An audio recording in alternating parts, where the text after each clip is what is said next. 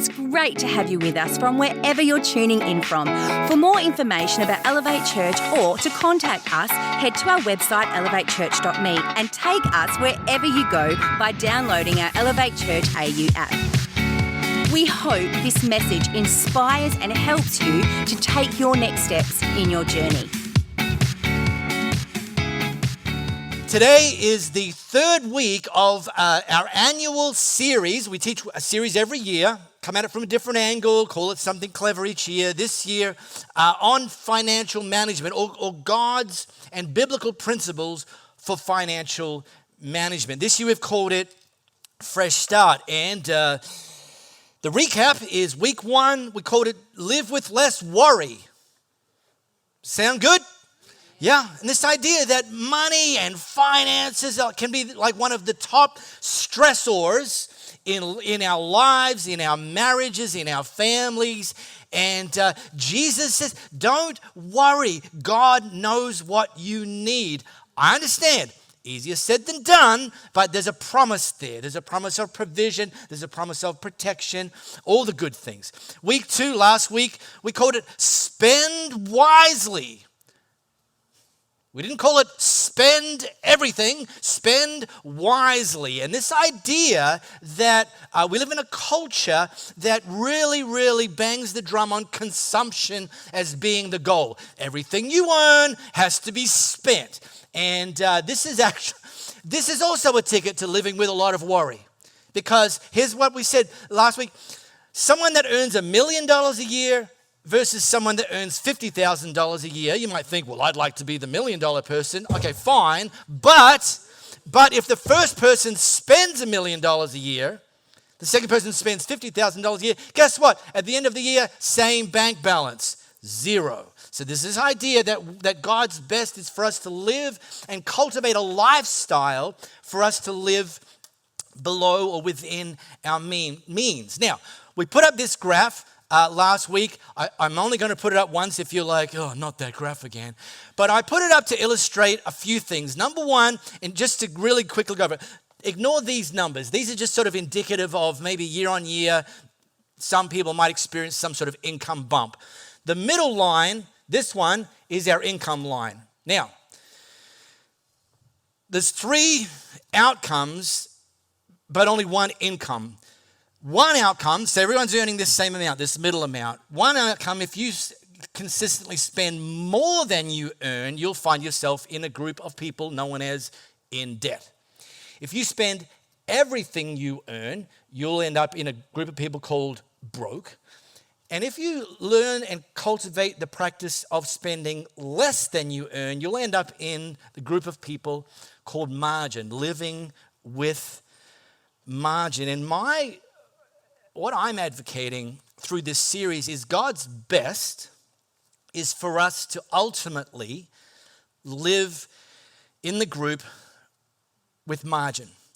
And living with margin will see us experience more peace, more purpose, and more freedom when it comes to our financial lives. Now, I recognize quite likely, even in this group this morning, there's people in each of these 3 categories. Some of you maybe find yourself today in the debt group. Some of you might find yourself in the broke group, and some of you might have journeyed into the margin group. Here's the thing. There's no judgment. There's no condemnation. I'm not, oh, you're in the debt group. Shame on you, you idiot. No, this is about encouraging us that God's got us, although we have to learn some stuff ourselves and put it into practice. But ultimately, He's going to work with us to move along from the debt group through the broke group, ultimately into the margin group. Doesn't mean you're going to get a yacht as big as Jeff Bezos's, but this idea of getting to the place where you find that you are now able to live beneath your income with some margin. And again, that group is the group that experiences the most peace, the most purpose, and the most freedom. So it's not about just hoping to get out of debt, hoping to get out of being broke. There has to be a strategy that accompanies that faith goal. And so we've pointed you guys to Dave Ramsey's stuff. He's not the only person that teaches on financial principles. He's a Christian. He tethers his stuff to biblical principles. We're not saying it's the only game in town. I defer to him, one, because he's a kingdom guy, and secondly, his steps, and the strategy, they're kind of accessible. And I know that because some of you are sitting near on the same row as people who have put these strategies into place and moved from debt to broke to margin. In our app, if you've got our Elevate Church app, and if you don't, you can scan the flow code, download it. There's a section called Stories, and you're going to see in there a video story of these two champions. Don't talk when I'm preaching. These two champions. Reese and Jess, they've give flyover their story of moving from debt to broke to margin. And it's incredibly inspiring. And they didn't do it having won the lottery or inherited great wealth or got job promotions. They did it with the same income and just changed some strategies. And they will tell you, and you'll see it for yourself in that story, God was with them throughout that journey, and he added to their commitment. All right, real quickly, this is Dave Ramsey's stuff. You can go to his website, just look for click on it, it's free resources, and you'll see a drop down that says baby steps. He teaches 7 baby steps. There's one there that maybe not entirely relevant in Australia, but 7. I'm just going to quickly punch onto these. We taught in week 1 about this idea of step 1, if you're in the debt group or the broke group, and therefore you've got a bank account balance of 0 or negative. Step 1, save $1,000 for your starter emergency fund. This is for like when the plumber has to be called to fix the toilet. That was my story a few months ago. This is when the thing in your car breaks. That's when the medical bill comes in. You've got $1,000 for your starter fund. And I appreciate if you're like, how in the world am I going to do that? I'm just barely making it break even from paycheck to paycheck. Again, make it a faith goal. And the second thing I said is like literally, as maybe, I don't know if this is obvious, look for something to sell. Your kitchen, the dark, deep corners of your cupboards that you haven't like excavated for like 7 years, there's a Thermomix in there that somebody will give you $100 for. Tomorrow I'm listing Tomorrow I'm listing a compost bin on Gumtree for $100. If you want to buy that, great. But here's the point. I've got a compost bin that I no longer require. I'm putting it on Gumtree, $100. Someone's going to offer me $70. I'll take the $70. But I'm just saying there's ways to get there beyond just like feeling stuck. So maybe you need to be creative, resourceful, all those things. Then, once you've done that, and by the way, getting that $1,000, it doesn't just give you $1,000, it starts to put some practices and some disciplines in place that you can then carry over into step 2. Pay off all debt, except the house if you have a mortgage, using the debt snowball. Go onto his website. It's all there, what that means. I'm not going to go into it again today. I want to move just quickly onto step 3, because today I want to talk about savings. And step 3 in Dave Ramsey's baby steps is save 3 to 6 months of expenses in a fully funded emergency fund. So this is beyond the $1,000. This is actually us getting to where we have something sitting in an account somewhere that's the equivalent of your household's 3 to 6 months of income. I know. Sure, great. What? Wow, huh? Are you kidding? Again, it might not happen by tomorrow. But what this does is this means when that big thing happens, if it happens, the big medical crisis, the loss of a job, the something, when that happens, you won't need to go into debt to be able to address that. So we're just like, this is the first 3 baby steps. That's all I'm going to say about this. You can look for it yourself. But today I want to talk about this idea of saving for the future. If you're currently in debt, or if you're currently just living paycheck to paycheck, please don't tune out and don't crop yourself out, because I want to put it to you, and I want to show you something today that God is willing to work with you and through you to move you from a better place where savings is in your future. Again, it might not be tomorrow. It might take hard work. It might take sacrifice, creativity, resources, and you can probably expect some miracles along the way too. But just stay tuned, okay? Stay tuned, even if this seems like a very distant faith goal. Now, anyone ever dreamt of winning the lottery? You ever played that game? Oh, yeah, of course, of course, right? And of course, and you know how the game goes. When you go, I'm glad you win the lottery, and when I win the lottery, and then you tell everyone what you're going to do with the money when you win the lottery. I'm going to buy a house. I'm going to pay off my parents' house. I'm going to buy all my friends a helicopter and a tank. And then you have to say, I'm going to give to charity, because otherwise you just sound like a raving capitalist. Some of you may have discovered that on the social media sphere at the moment, there's memes that are titled around this idea that says, if I won the lottery, I wouldn't tell anyone, but there'd be signs. Like this: a fridge full of cheese. Come on now, every night you can come home from work, open the fridge and declare, thank you, Jesus. That's what you can do. It's all there. Some of you know what I'm talking about. There is no such thing as too much cheese. I will put up with the snot coming from my nose. Just give me some more camembert. This one, Tara, there will be signs. Woo! Puppies. Yes, puppies. Screw the vet bills. Give me the puppies. And then this one's only just come around in 2025. This is when you know that you're really rich, is 2025. Click that one there, boys.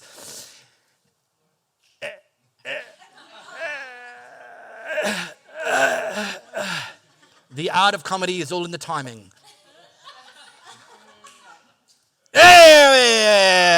That's when you know that you're rich in 2025. A full shopping trolley and a full tank of gas. Wait, what? Anyway, if you have your smartphone, camera, scanner, scan this flow code and it'll take it into the Bible app, right back to the first book, Genesis chapter 41. Now, while you're doing that, we're going to do a bit of a flyover from some of the life lessons and experiences of a guy named Joseph, okay? Let me give you a bit of backstory before I drop us into the slice of history of his life today. Joseph was the favorite child amongst his siblings, his brothers. Well, they didn't like that very much. They were a little bit jelly, and so they actually literally took him out in the middle of nowhere and threw him in a ditch. That'll teach you for being dad's favorite.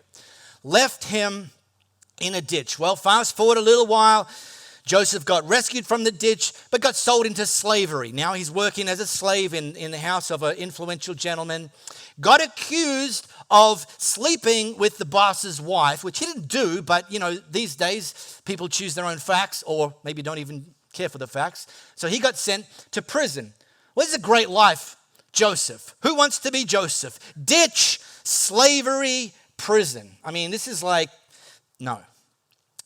But what we will see is that God was with Joseph throughout every single circumstance of his life.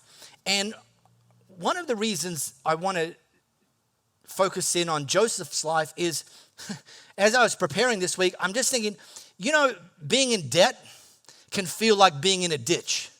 Like, I know how I got here, but I can't seem to figure out how to get out of here.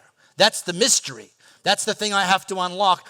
What about just being broke? Like, I'm not being irresponsible, I'm managing my money well, but just the same every week or every fortnight or every month, by the time it's time to get paid again, I've got nothing left in my bank account. I wonder if that feels like being in prison. Again, you can see out, but you can't get out.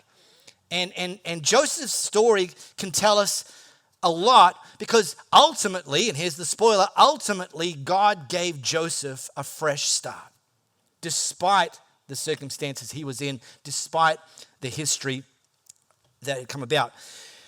What happened is that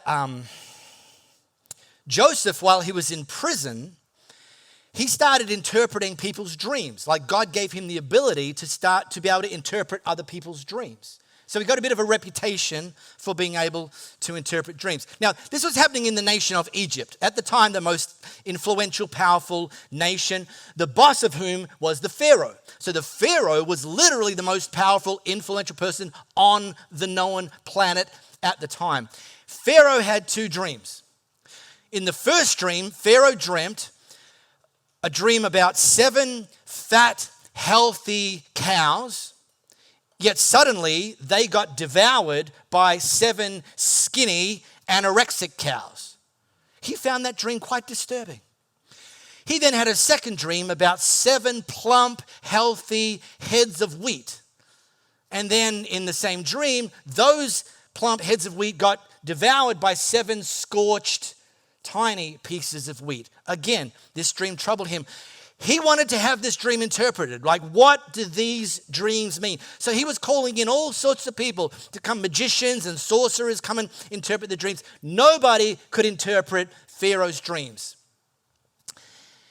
And at that moment, one of Pharaoh's personal assistants was off to the side, and he says to Pharaoh, actually, I know a guy. And they sent for Joseph. They got him out of prison, and they brought him into the courts of Pharaoh. And so now Joseph found himself in the palace. From the ditch to the prison to the palace. God was with Joseph every step of the way. And Joseph interpreted the dream for him. You know, Pharaoh, here's what those dreams mean. They mean that Egypt is about to experience 7 years of great prosperity, of great abundance. And then at the end of that 7 years, Egypt is going to experience, and the known world experience 7 years of enormous famine. So Pharaoh says to Joseph, well, since God's revealed the meaning of these dreams to you, clearly nobody else is as intelligent or wise as you are. So you'll be in charge of my court, and all of my people will take orders from you. Only I, sitting on my throne, will have a rank higher than yours. Literally, overnight, Joseph got plucked from the prison, placed in the palace, and he's now the COO of Egypt. He's now running things on behalf of the Pharaoh. But actually, this shouldn't come as a major shock, because the thing is this: when Joseph was in prison, he started honing his organizational skills and his leadership skills. While he was still a prisoner, get this, sticky tape your toupees on double, because while he was still a prisoner, he was put in charge of running the prison. Hello? We have an expression that says that's not a good idea. Don't let the inmates run the asylum. We say that. Joseph, whilst a prisoner, was put in charge of running the prison. So here's the thing. He now gets this massive promotion. Leapfrogs everybody. You can understand there'll be some people who were in the palace already not too happy about this. They thought that job was theirs next, right? Anyway, that's a side note. But he brought those same skills that he honed. Now, he certainly had to take a massive step up, but it wasn't like 0 to 100. And here's this idea for us. When it comes to managing finances, we need to educate ourselves, understand how money works.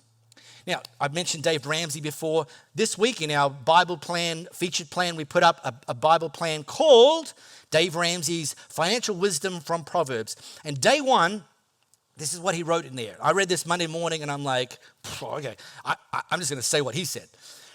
Pretend for a minute that you started a company called You Incorporated.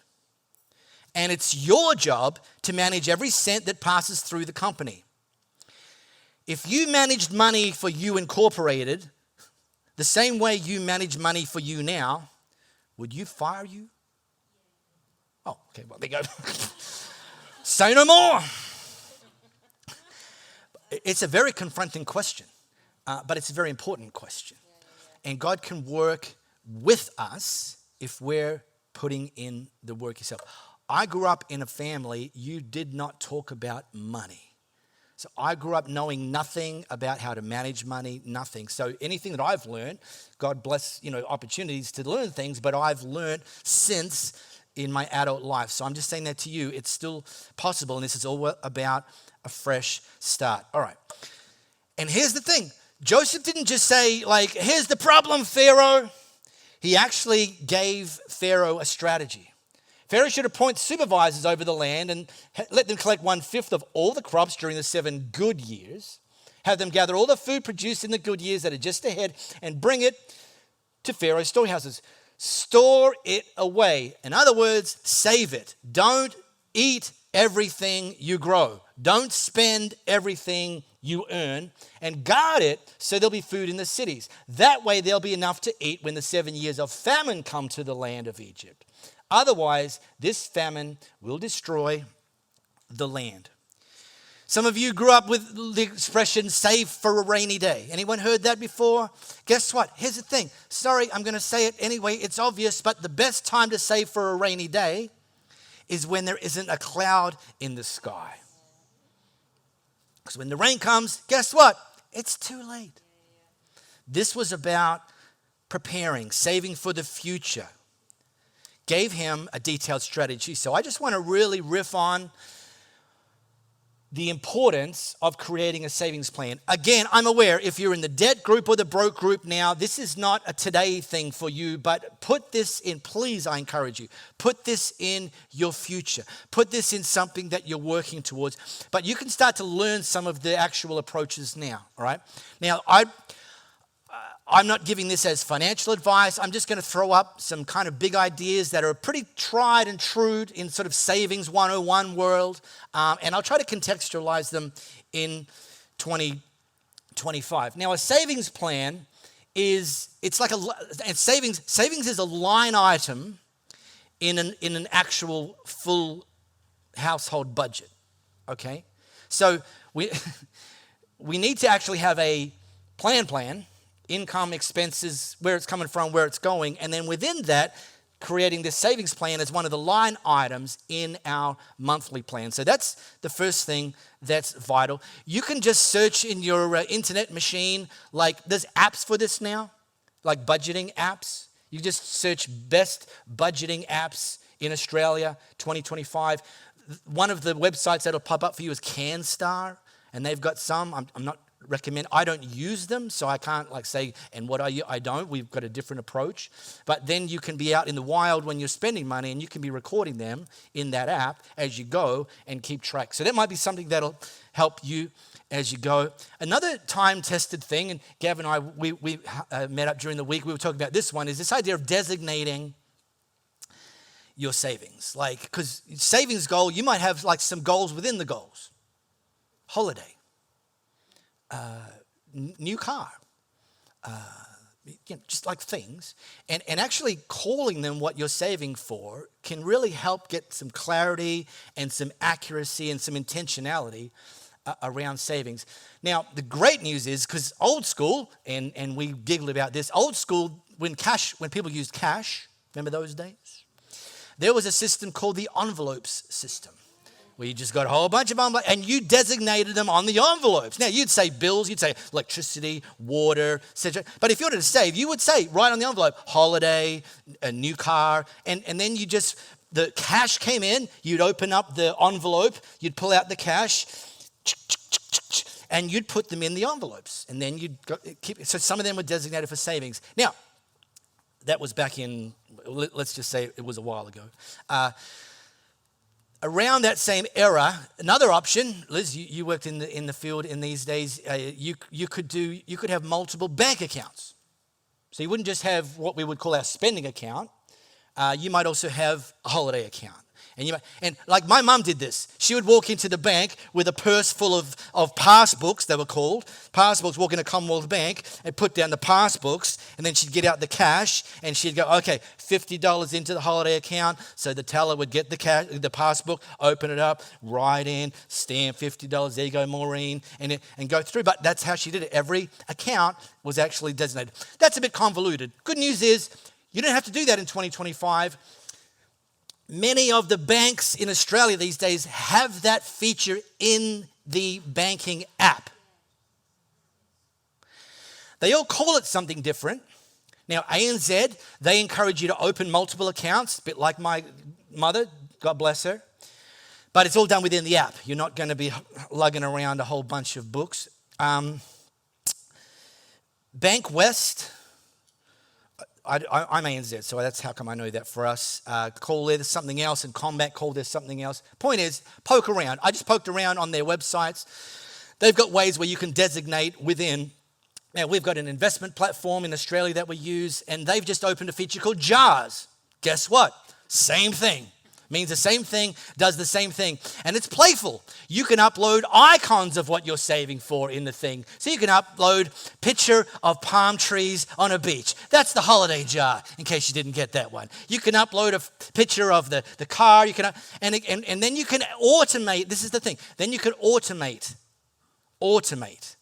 So $1,000 income comes in, and $10 automatically goes into the holiday account or jar. $20 automatically, set and forget. There's some genius in there. You have to poke around. I said we've got to learn and understand how this stuff works. But in 2025, the tools are there, more available and more accessible than ever before, dare I say. All right, well, as predicted, for 7 years, the land produced bumper crops. Great. Well, during those years, Joseph gathered all the crops growing in Egypt and stored the grain from the surrounding fields in the cities. He piled up huge amounts of grain like sand on the seashore. And finally, he stopped keeping records because there was too much to measure. How many of you would like to have a too much to measure problem? Anyone? Whoa, yeah, great, Joseph. Great problem to have. Too much to measure. Oh, must be nice. Well, it wasn't a coincidence, that's first of all. And secondly, this idea that he stopped keeping records points to the idea that he did actually keep records. He didn't think it was beneath him. He didn't think he was too smart for that. He created a system. He understood how, in this case, we say money, but it's income, it's currency. Some of you grew up with the expression money talks. Anyone heard that one? Money talks? Yeah. If you don't have a plan for your money talks. It says goodbye.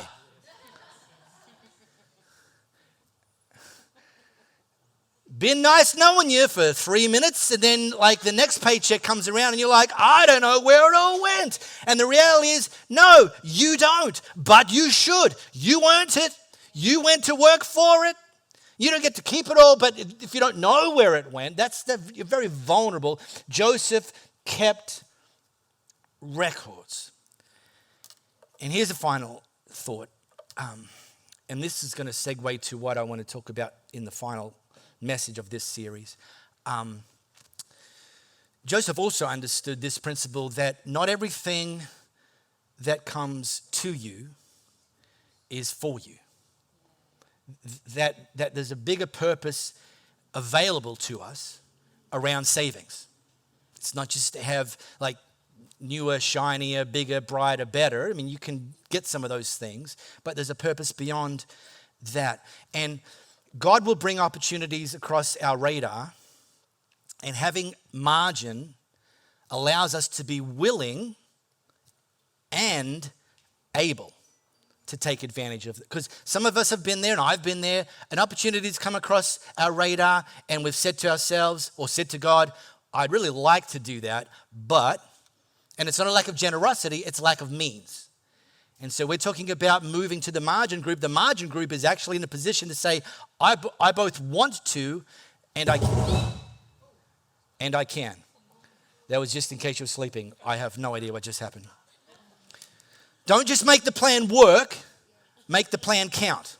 And count for something and count for someone. So here's how things finally shook out for Joseph based around what they did. People from all around came to Egypt to buy grain from Joseph because the famine was severe throughout the world. In other words, Joseph's obedience, Joseph's plan, and Joseph's execution of the plan for 7 years. Not 7 minutes, 7 days. He stuck to this for 7 years.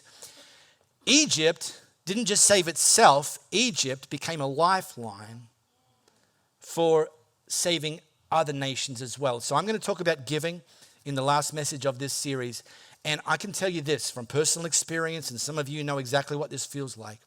When you start to see the income that God blesses you with as a means to be living with greater purpose in your life, because you're taking some of that and you're using it to impact other people, not just eating all the grain that comes in, literally. So margin creates more peace and more freedom. It also starts to create more purpose. And that's what we're going to talk about. We really hope you got a lot out of this message. If you live in the Perth area, we'd love for you to join one of our live experiences. For times and directions, as well as information, head to our website, elevatechurch.me. For those of you beyond the Perth area, we'd love for you to connect with our online experience, which premieres every Sunday via YouTube and Facebook Live, and on demand immediately after. And to partner with us to reach more people by giving financially, head to our website, elevatechurch.me, and also download our Elevate Church AU app.